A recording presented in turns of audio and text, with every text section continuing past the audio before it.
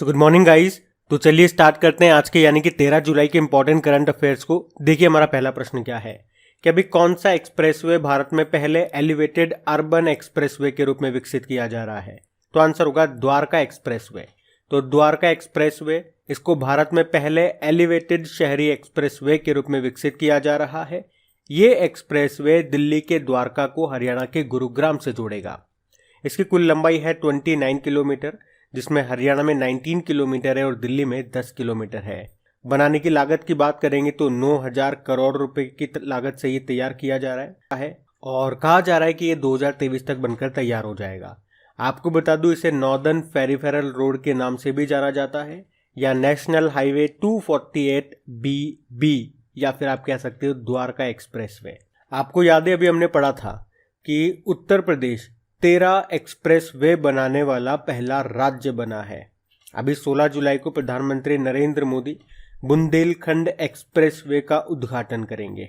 अच्छा, वैसे भारत का सबसे लंबा नेशनल हाईवे कौन सा है? जो पहले नेशनल हाईवे 7 था, अभी उसका नाम बदल दिया गया है, नेशनल हाईवे 44 हो गया। लंबाई की बात करोगे तो इसकी लंबाई है 3745 किलोमीटर।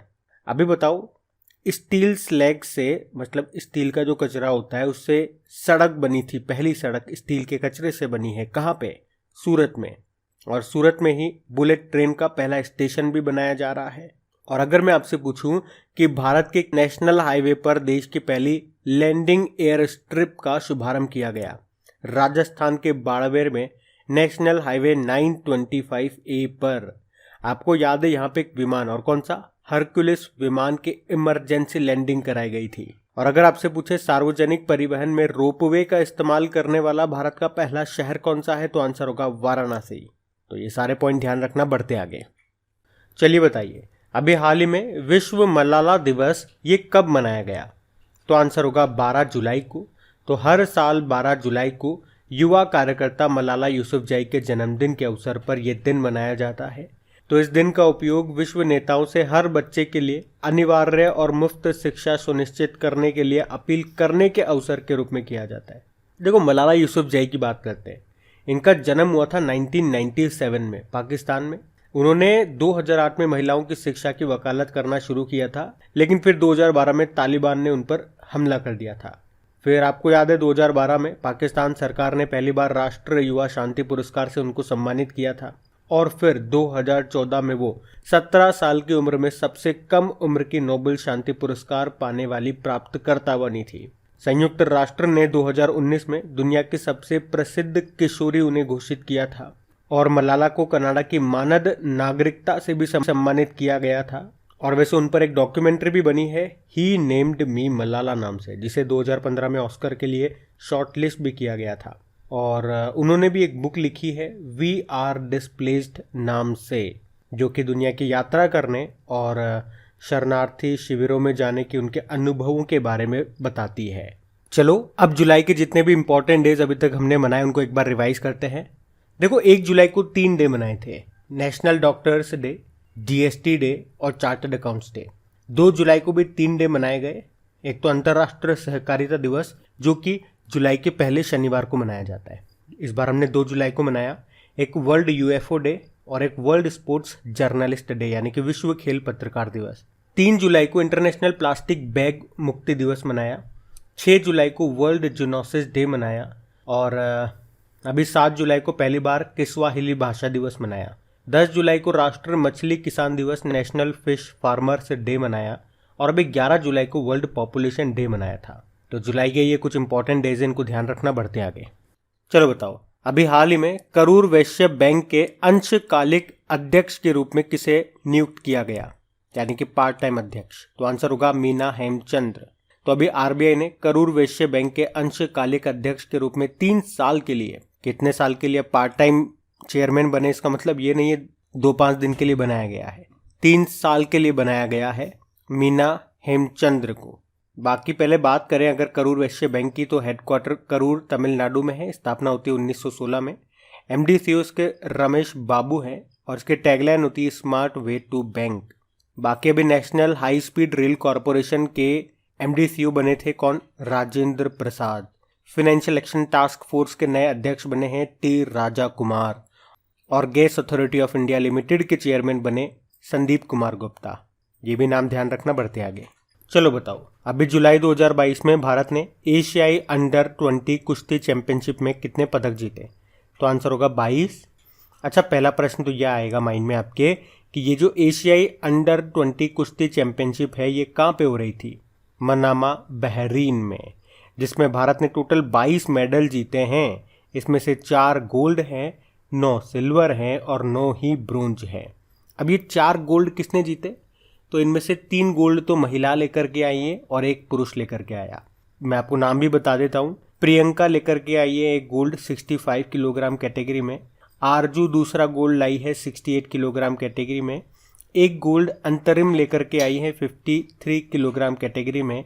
और जो पुरुष है उनका नाम है सुजीत, वो 65 किलोग्राम कैटेगरी में गोल्ड लेकर के आए।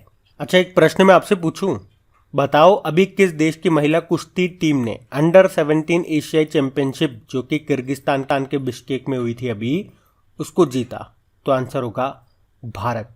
भारत की महिला कुश्ती टीम ने उसको जीत लिया। और आप जानते हो अभी एशियाई कुश्ती चैंपियनशिप 2022 जो कि मंगोलिया की कैपिटल उलानबतर में हुई थी, उसमें भारत 5वें स्थान पर रहा था। भारत ने टोटल 17 मेडल जीते थे, जिसमें से 1 गोल्ड था। वो 1 गोल्ड किसने जीता था? रवि कुमार दहिया ने 57 किलोग्राम कैटेगरी में। उसमें पहले स्थान पे जापान था। और ये भी याद रखना, रेल मंत्रालय देश की सबसे बड़ी कुश्ती अकादमी कहाँ पे बनाएगा? किशनगंज, दिल्ली में बनाएगा। अभी आपके जो टोक्यो ओलंपिक 2020 हुए थे उसमें कुश्ती में हमारे पास 2 मेडल आए थे। बजरंग पूनिया ब्रोंज लाए थे, रवि कुमार दहिया सिल्वर लाए थे। और एक और नाम याद रखो आप, केडी जाधव का। अगर आपसे पूछे ओलंपिक में पदक लाने वाले पहले भारतीय, उनका नाम है केडी जाधव। वो ब्रोंज लेकर के आए थे 1952 के हेलसिंकी ओलंपिक में। और ओलंपिक में कुश्ती में पदक जीतने वाली एकमात्र महिला खिलाड़ी है साक्षी मलिक। 2016 के जो रियो ओलंपिक थे उसमें पदक लाई थी ये। तो ये सारे बातें याद रखना, बढ़ते आगे। अच्छा बताइए, कौन सा railway station augmented reality screen से लैस होने वाला भारत का पहला रेलवे स्टेशन बन गया है? तो आंसर होगा छत्रपति शिवाजी महाराज टर्मिनस। तो मुंबई में छत्रपति शिवाजी महाराज टर्मिनस ये ऑगमेंटेड रियलिटी स्क्रीन से लैस होने वाला भारत का पहला स्टेशन बन गया है। तो ये तकनीक स्टेशन पर यात्रियों को एक आकर्षण अनुभव के लिए एक समर्पित स्क्रॉलिंग स्क्रीन और रेलवे की जानकारी के साथ एक वास्तविक समय डिजिटल समय सारणी प्राप्त करने की अनुमति देगा। इस परियोजना का उद्देश्य है मध्य रेलवे के लिए राजस्व उत्पन्न करना। मतलब इसमें क्या होगा, आपके चारों तरफ एक स्क्रीन लगी होगी, उसमें वर्चुअल दुनिया आपके सामने होगी। आपको कभी ऐसा लगेगा कि जैसे आप जंगल में हो, कभी आप बर्फबारी देखोगे, मतलब दुनिया में किसी भी स्थान में आप जा सकोगे, लेकिन नॉट रियल, वर्चुअली आभासी रूप से आपको ऐसा प्रतीत होगा। आपको बता दूं, अभी मुंबई का छत्रपति शिवाजी महाराज इंटरनेशनल एयरपोर्ट ये हाइब्रिड बिजली परियोजना स्थापित करने वाला पहला हवाई अड्डा बना था। हाइब्रिड बिजली ये बनेगी विंड से और सोलर से। अच्छा, अभी हम लोगों ने पढ़ा था national high speed rail corporation limited के नए सीएमडी कौन बने? तो राजेंद्र प्रसाद बने। और वैसे रेलवे बोर्ड के नए चेयरमैन और सीईओ कौन है? विनय कुमार त्रिपाठी हैं। हमारे रेल मंत्री अश्विनी वैष्णव हैं। पहले रेल मंत्री कौन थे? जॉन मथाई थे। चलो यूं बताओ, अभी भारत का पहला केंद्रीकृत एसी रेलवे टर्मिनल ये कहाँ पे शुरू हुआ? बंगलुरु में। और इसका नाम क्या है? Sir M Visvesvaraya terminal. और अपना जैव विविधता रजिस्टर पाने वाला पहला मेट्रो स्टेशन कौन सा बना? Kolkata metro station. अच्छा ये बता दो, भारतीय रेलवे ने भारत का पहला स्वदेशी हाइपरलूप विकसित करने के लिए किस आईआईटी के साथ समझौता किया? तो आंसर होगा आईआईटी मद्रास। ये सब याद रखना, बढ़ते आगे। चलो बताओ, अभी जुलाई 2022 में ग्राहकों को अपने उत्पादों यानी कि प्रोडक्ट्स को प्रदर्शित करने के लिए किस बैंक ने मेटावर्स आधारित वर्चुअल लाउंज यूनिवर्स लॉन्च किया है? तो आंसर होगा यूनियन बैंक ऑफ इंडिया। तो अभी यूनियन बैंक ऑफ इंडिया ने 8 जुलाई को एक मेटावर्स आधारित वर्चुअल लाउंज यूनिवर्स को लॉन्च किया है, जहां वह अपने प्रोडक्ट्स को ग्राहकों को वर्चुअली रूप से दिखा सकेगा, शो कर सकेगा, प्रदर्शित कर सकेगा। और इस तरह से वर्चुअल रूप से शॉप खोलने वाला ये पहला भारतीय बैंक बना है मेटावर्स में।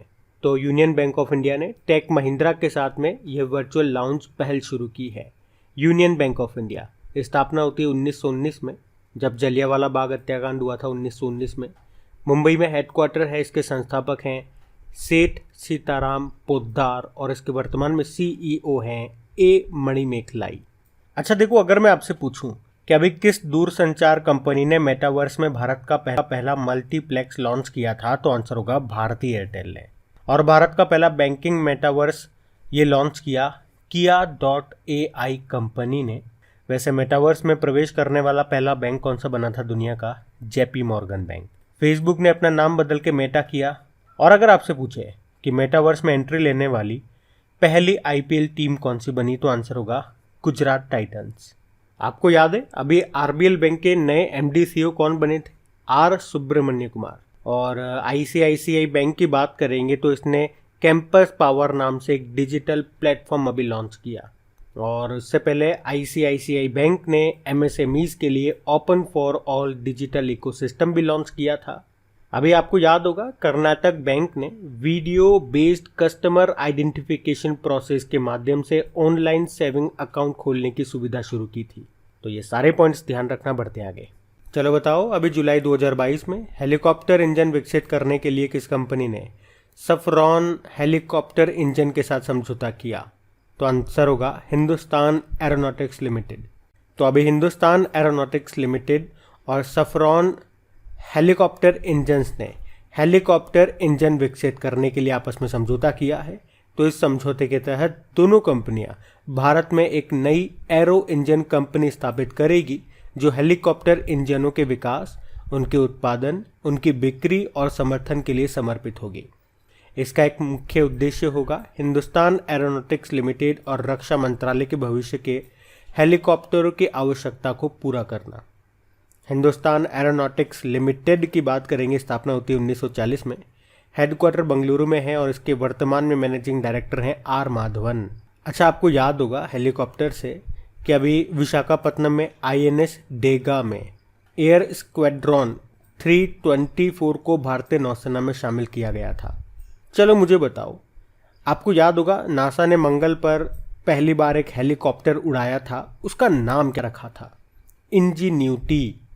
और एक और प्रश्न का उत्तर दो कि भारत का पहला हेली हब ये कहाँ पे स्थापित होगा? गुरुग्राम में। यहाँ पे हेलीकॉप्टरों के लिए एक ही स्थान पर सभी सुविधाएं होंगी। याद रखना ये सारे पॉइंट्स, बढ़ते आगे। चलो बताओ, अभी हाल ही में किसने नए संसद भवन की छत पर बने राष्ट्र प्रतीक का अनावरण किया?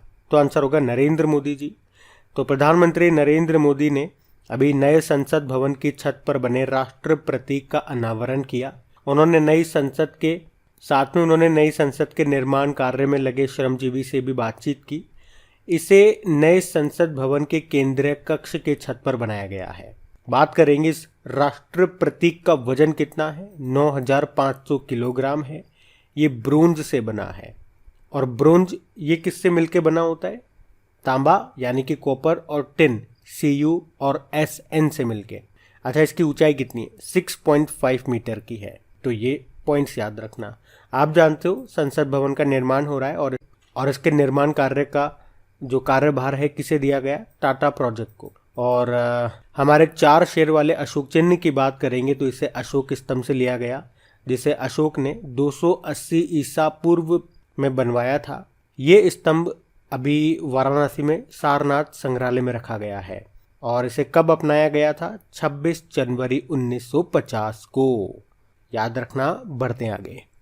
चलो बताओ, अभी जुलाई 2022 में चाइना और किस देश के बीच सी गार्जियन 2 अभ्यास शुरू हुआ? तो आंसर होगा पाकिस्तान।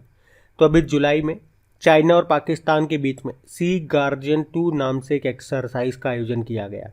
ये इस एक्सरसाइज का दूसरा संस्करण है, जैसा कि नाम से पता चल रहा है। सी गार्जियन 2 मतलब दूसरा संस्करण। कहाँ पे? शंघाई तट पर। और थीम है समुद्री सुरक्षा खतरों से संयुक्त रूप से निपटना। उद्देश्य क्या है? हिंद महासागर में नौसेनाओं के बीच आपसी सहयोग को बढ़ावा देना। अच्छा, शंघाई शहर किस नदी के किनारे स्थित है? तो याद रखना, यांगटीसी नदी। ये एशिया की सबसे लंबी नदी है। चलो मुझे बताओ कि बोंगो सागर नाम का एक नौसैनिक अभ्यास है, किन 2 देशों के बीच में हुआ था? भारत और बांग्लादेश।